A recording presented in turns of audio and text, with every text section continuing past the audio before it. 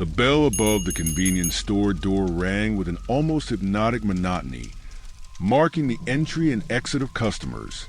It was the sound that had been following Daniel for 6 months, ever since he started the night shift.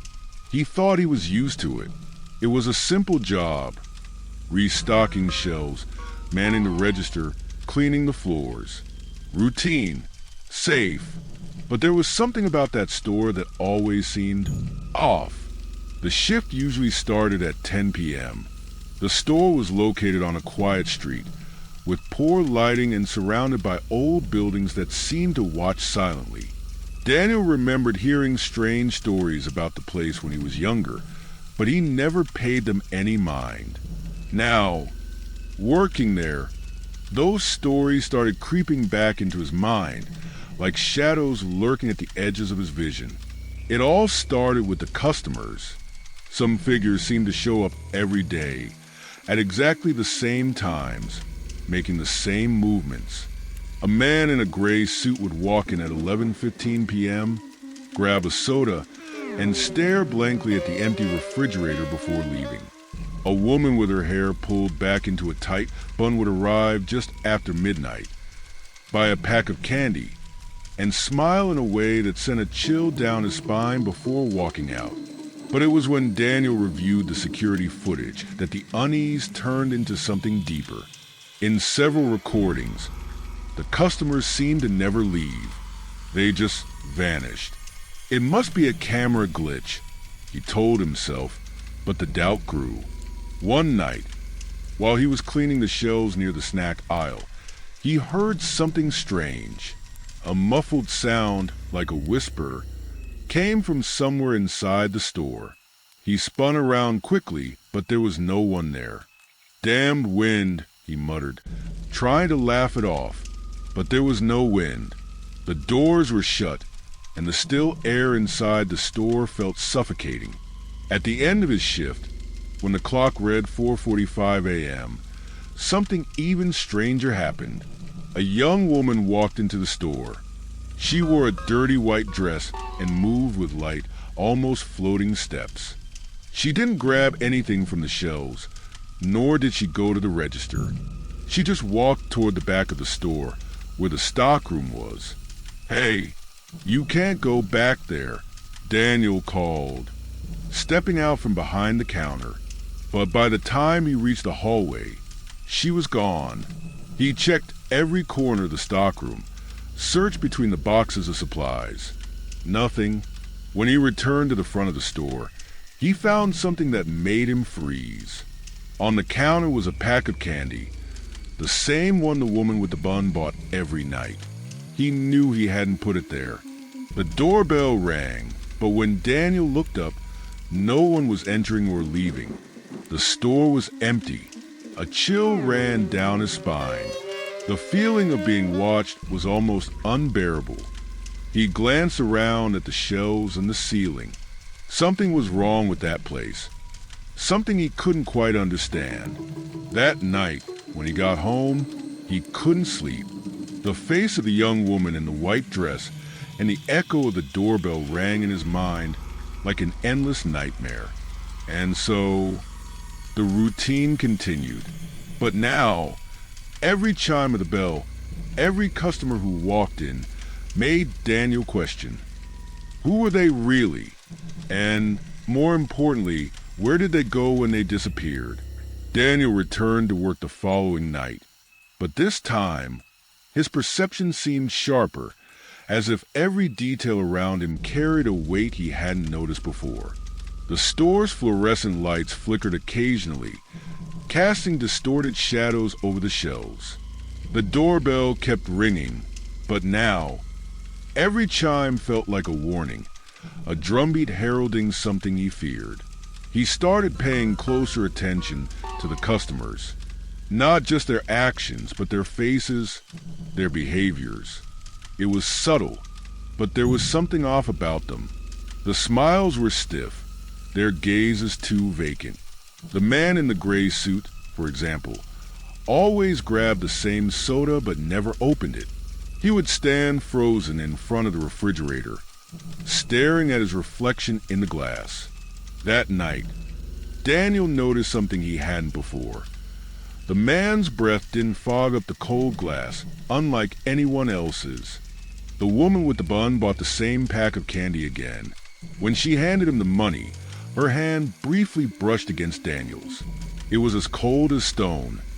He tried to ignore it, but when she left, he noticed something strange about the money. The bills were so worn and old they looked like they belonged to a time far earlier than the present. Daniel began to wonder if these people were even human. That same night, something even more unsettling happened. A man entered the store at 2 a.m. He wore a black jacket, and his face was almost completely obscured by a hood. He walked straight to the counter and looked at Daniel. He didn't say a word, just extended a folded piece of paper. "What is this?" Daniel asked, but the man remained silent. Reluctantly, Daniel took the paper. When he looked up again, the man had disappeared. The paper was dirty, with shaky handwriting scrawled in a rushed script. "Don't trust a bell. When it rings twice, run." Daniel's heart raced. The doorbell rang every time someone entered or left. It was an automatic, predictable sound. But what did it mean for it to ring twice? And why did he need to run? The rest of the night felt like a test for his nerves. Every customer that walked in seemed stranger than the last. A child, maybe 7 or 8 years old, came in with her mother. The child stared at him, unblinking, while the mother paid for a pack of cigarettes. Before leaving, the child whispered something that made Daniel's blood run cold. "They're watching you." He tried to ask her what she meant, but the mother yanked her out of the store as if nothing had happened. Later, as he was organizing the magazine section, he heard the doorbell. It rang once, and before he could look up, it rang again. Twice. Daniel froze.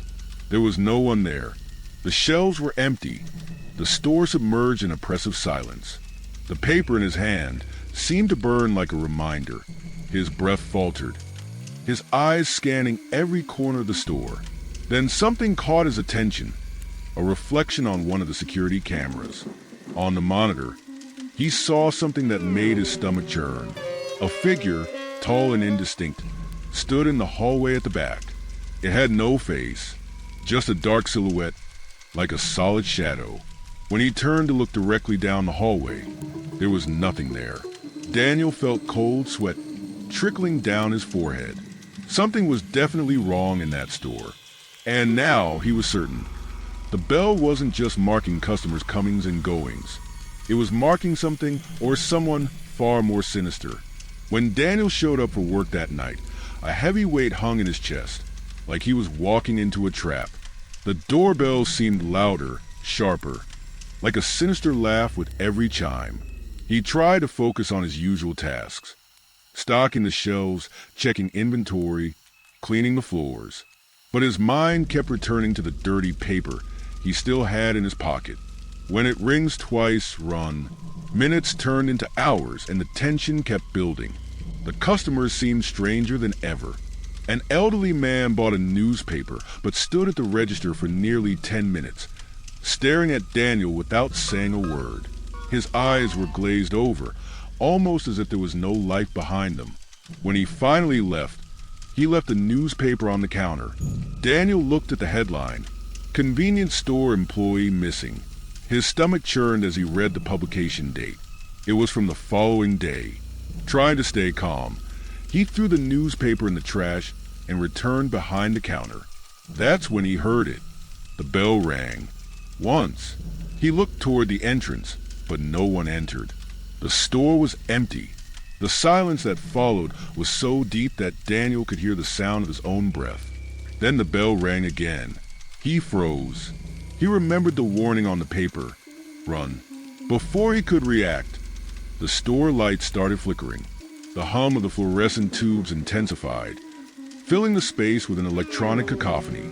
Something moved down the hallway at the back. Not footsteps, but a dragging sound, as if something was being pulled along the floor. "Is anyone there?" he shouted, trying to sound firm, but his voice trembled. The answer came in the form of a whisper, faint but unmistakable.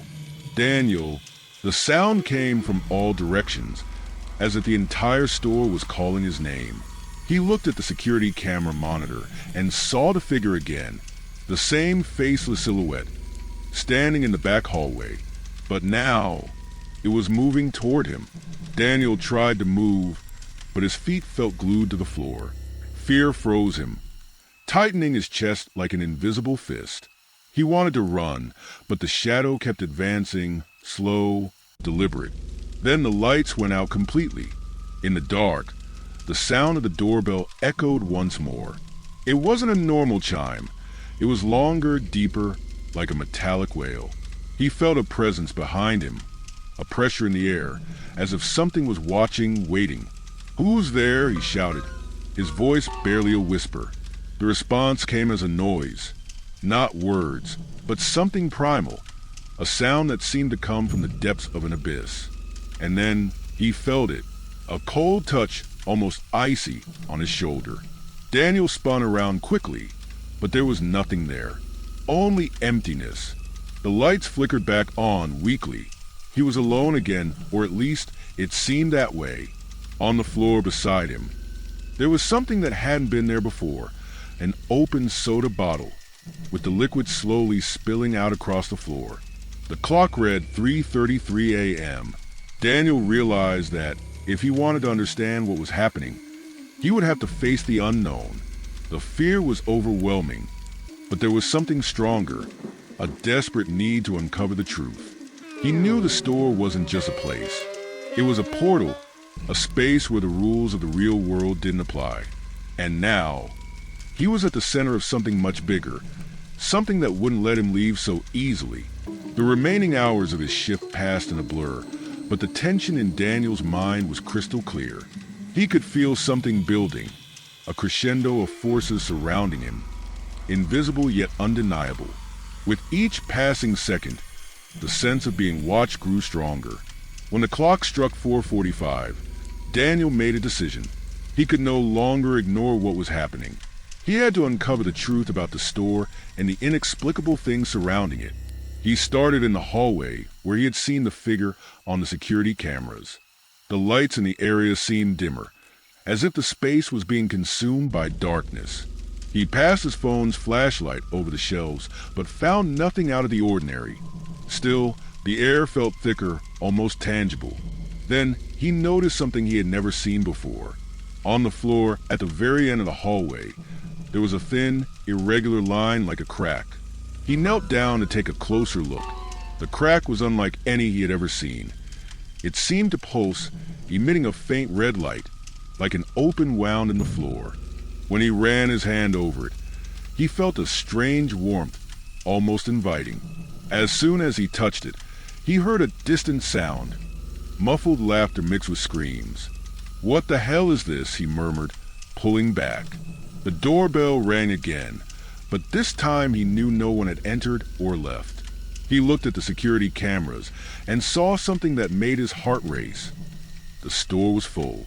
Indistinct figures filled the aisles, all standing still, staring directly at the camera. He turned to face the space behind him, but the store was empty. His breath grew heavy. The figures on the cameras weren't physically there, but he could feel them. The crack in the floor began to glow brighter, and Daniel realized it was widening.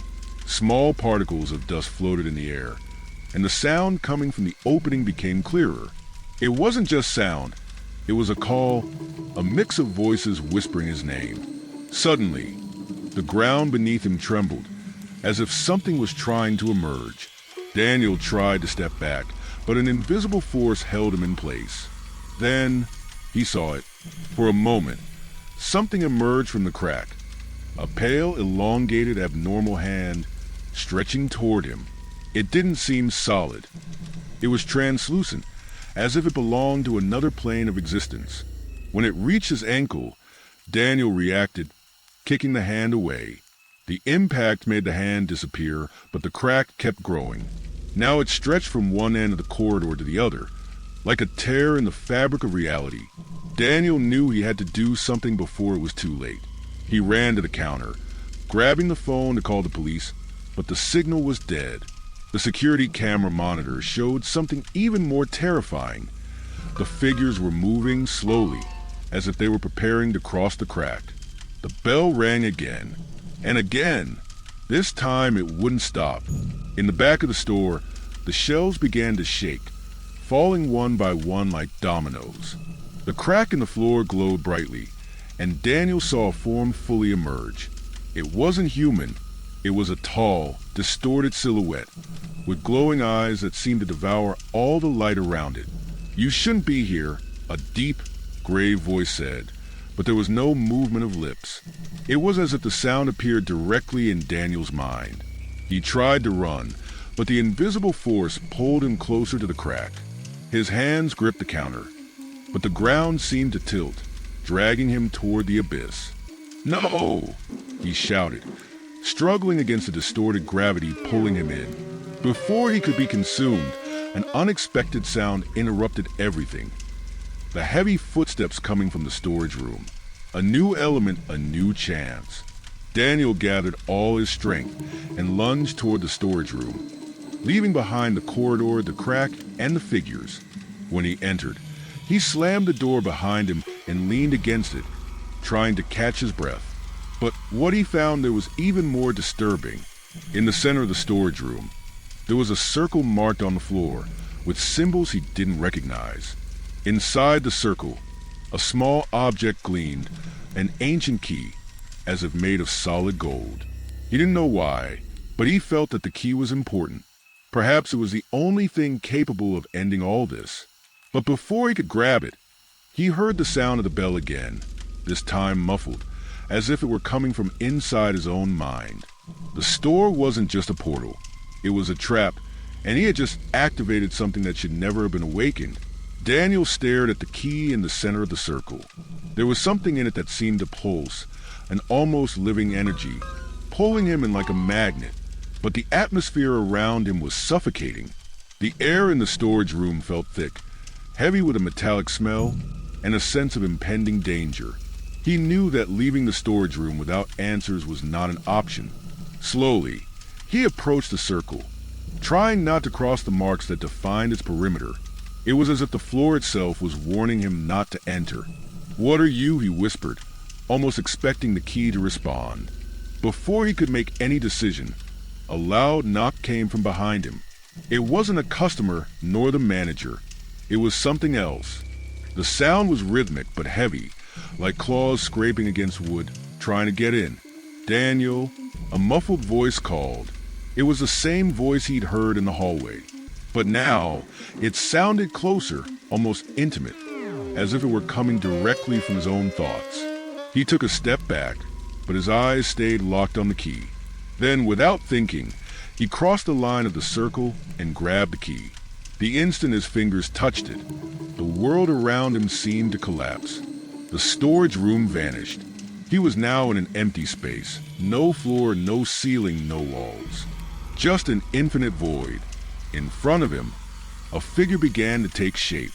It was tall, with an overwhelming presence. It had the silhouette of a man, but its face was a whirlwind of shadows, constantly shifting, impossible to fix. "You shouldn't be here," the figure said, the same deep voice he'd heard before. Daniel tried to speak, but his voice wouldn't come out. Fear consumed him, but there was also a spark of anger. He needed to understand. "What is this place?" he finally managed to ask. The figure leaned forward slightly, as if studying him. "This place doesn't belong to your world. It's a point of convergence, where the boundaries between realms grow thin. Your store is just a doorway, and you're an intruder. I didn't choose this," Daniel protested, gripping the key tightly. The figure let out a sound that seemed like laughter, but it wasn't human.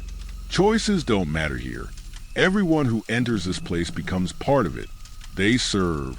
And now, you will serve too." Daniel stepped back, feeling the key pulse in his hand. "What does that mean? What kind of key is this?" The figure paused for a moment. "The key is a mistake, an artifact left behind by those who created this place. It can free you or condemn you." Before Daniel could ask more, He felt the emptiness around him begin to fold in on itself, like a funnel of darkness. He was thrown back into the reality of the store with an impact that left him breathless. Now, back in the storage room, everything was different. The marks on the floor had disappeared, but the crack in the corridor had grown larger, and the indistinct figures he had seen on the cameras were now in the store. They stood motionless, waiting. Daniel knew he had little time. He needed to figure out how to use the key before those things reached him. He looked at the key again and noticed something he had ignored before. Etched into the golden surface was a symbol, a circle with lines crossing through it, similar to the designs on the floor of the storage room. The symbol seemed familiar, like he had seen it before, and then he remembered. The safe in the manager's office. Daniel left the storage room with the key in hand, feeling its weight as though it carried more than just metal. The store seemed darker now, as if the lights were struggling to hold onto their brightness. The figures that had once been in the cameras were now moving slowly down the aisles. They didn't walk. They slid, their movements fluid and unsettling, as if they were projections of something that didn't belong. Each step toward the manager's office was a battle against panic. He knew any mistake could be fatal. The figures turned to face him, their faces indistinct, like masks made of mist, but he resisted the urge to run. He knew running would only draw more attention. When he finally reached the manager's office, he locked the door behind him. The sound of the key turning in the lock seemed to echo through the store, but he ignored it. The safe was there, embedded in the wall, with the same symbol he had seen on the key. It was small, discreet, and seemed out of place in the environment. Daniel knelt, fitting the key into the lock. For a moment, he hesitated. What if opening this only made things worse? The sound of the door's bell rang again, but this time, it was different. It was deeper, almost resonant, as if marking a shift in the very fabric of reality. He had no choice. He turned the key. The safe clicked open with a soft sound, but what was inside was not what he expected. There was no money, no papers. Only a small, round mirror with a black, intricately carved frame, as if it had been hand-sculpted. As soon as he held the mirror, something shifted. The room became silent, completely detached from the chaos he knew was unfolding outside. He gazed at his reflection and saw something that was not his own image. In the glass, a landscape began to unfold, an empty field under a gray sky, where shadows wandered like clouds. At the center, a dark tower rose, imposing and macabre. Around the tower, figures like those he had seen in the store walked in circles, as if trapped in an eternal loop. A voice emerged from the mirror, soft and melancholic, but with an urgent tone. "Choose, Daniel. The cycle must be broken or perpetuated." "Choose what?" he asked, his voice trembling. "The key and the mirror are instruments. One will free you, but condemn others. The other will maintain the balance, but trap you here forever." Daniel felt a wave of desperation. The figures outside were closer, their presence overwhelming. He could hear the sound of them dragging through the store, feeling them press against the walls of the room. "I just want to get out of here," he shouted. "Choose wisely," the voice replied. He looked at the mirror and the key, trying to decipher what each one meant. If he broke the cycle, the portal would be destroyed, but he might free the figures trapped inside. And who knew what else? If he perpetuated the cycle, the store would remain as it was, and he would stay trapped in this nightmare to protect the outside world. The sound of the figures pounding against the door grew urgent. He knew he had seconds to decide. Daniel closed his eyes, took a deep breath, and made his choice. Daniel's heart pounded, a beat that seemed to reverberate through his whole body. Every second that passed was another opportunity lost, another chance for his wrong decision to become irreversible. The door of the manager's office trembled with the impact of the figures outside. They were getting closer. Their steps, or whatever they were, now sounded like a macabre orchestra. He looked at the mirror, then at the key. The presence of the figures was no longer just a feeling of being watched. Now he could hear their whispers, unintelligible words mixed with distant screams. They were closing in, and he could no longer ignore the weight of his choice. He closed his eyes and, with a sense of resignation, placed the key into the mirror, as if he were inserting the final piece into a deadly puzzle. The instant he did, the room was filled with a blinding light. The sound of the pounding on the door stopped abruptly, and an absolute silence took over the space. When Daniel opened his eyes, the reality around him had changed. He was no longer in the manager's office. He was no longer in the store. The field he had seen in the mirror was now real, stretching out before him, vast and dark under a gray, heavy sky. In the center, the black tower rose, even more imposing than he had imagined, its cracked walls covered in symbols that seemed alive, pulsating with an unknown energy. The figures that had once been in the store were now here, countless in number, their opaque eyes fixed on Daniel, as if they were waiting for his arrival. The mirror vanished from his hands. In its place, there was only emptiness, as if nothing had ever happened. The sound of the figures, once muted, now became deafening, as if they were awaiting a final decision. But there was something different. Daniel felt a force within him, an energy he had never imagined. He had made his choice. The cycle was broken, or maybe it was worse than he had thought. You made your choice, a voice said, but it didn't come from any of the figures. It was deeper, almost like a whisper coming from inside his mind. Now you're trapped here.